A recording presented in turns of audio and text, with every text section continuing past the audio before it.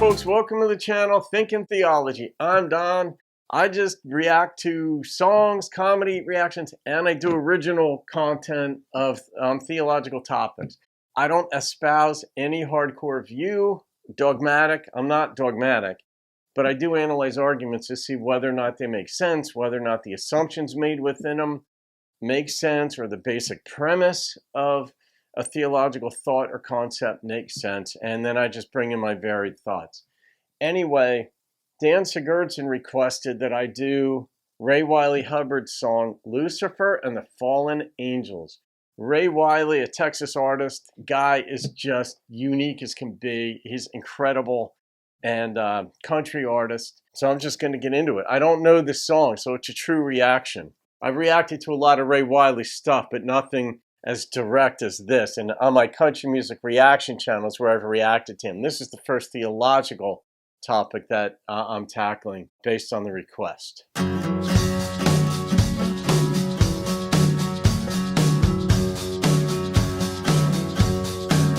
I run over a squirrel in Arkansas where the blood wasn't even dry. Wanna see a few fallen angels and Lucifer trying to hitch a ride. I pull over, they're jumping. Lucifer says, how far's Mobile? I say, I don't rightly know. I'm going to Nashville to get a publishing deal.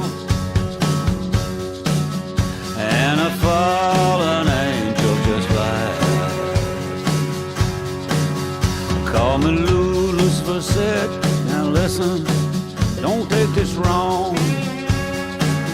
What a development. Ain't nobody in the town is gonna wanna publish your song. You're cool, but you old. They don't care about that snake farm groove and grit. And you didn't make any money even when badass Paul Thorne recorded it. Oh no.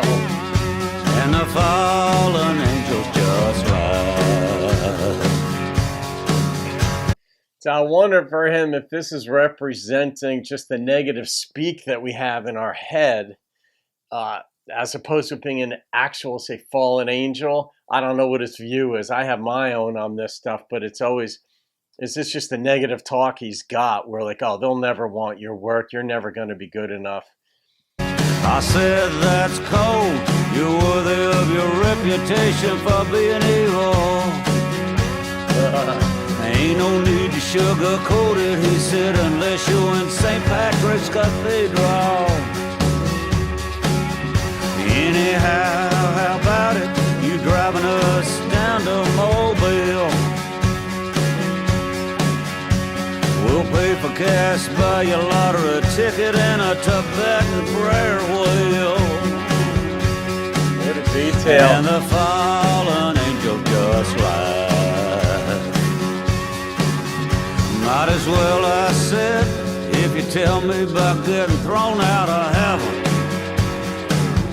Ooh, nice. Who says, sure, first stop at a package store and let's get a bottle of Seagram 7. I pull into Nervous Charlie's Fireworks and all-night liquor store.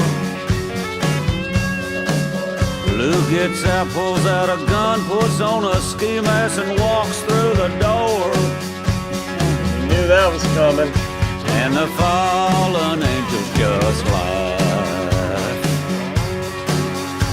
Well, I hear a couple shots. Oh, Luke comes running back. Luke. He says, make like Ray Charles and hit the road, Jack. I pull out, almost wrecking, but I make it to the highway somehow. You're nervous. Lou says, how do you think that clerk likes take your sons to work day now? Damn. And the fallen angels just lie. Sort of depicting the progression of evil and evil doing and giving you the feel. Wow. I'm persona non grata now, barreling down the highway. Got him in trouble. Lou takes a sip of Seagram, said, well, that heaven fiasco, there ain't much to say. I started a small rebellion, never thinking I'd end up hellbound. Oh, the sole reason was I just got tired of God dogging me around. And the fallen angels just laughed. Lou said, I saw you on Jimmy Fallon singing Drunken Poet's Dream. That one. So why go to Nashville knowing you never ever gonna be mainstream? Go to somewhere like Texas where they dig roots and blues and country that's real. It's better to reign in hell than serve in heaven.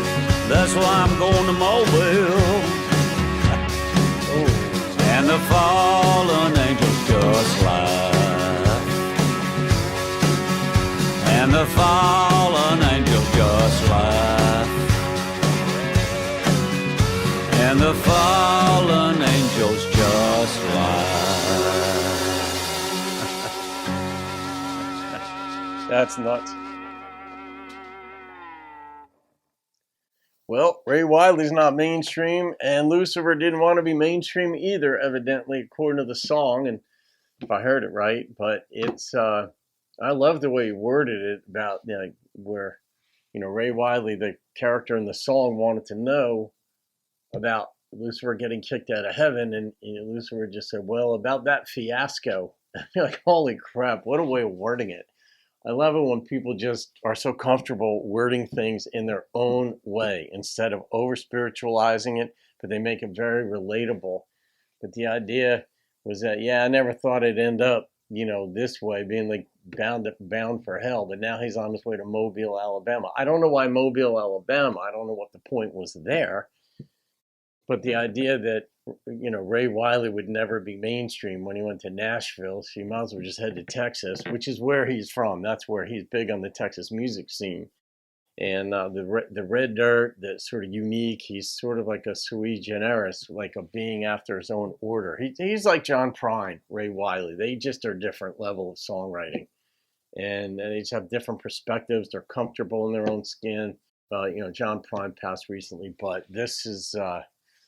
Hey, you guys can leave your thoughts on it. It's just fascinating. I don't rate the songs on this channel. I just leave them be, but share thoughts.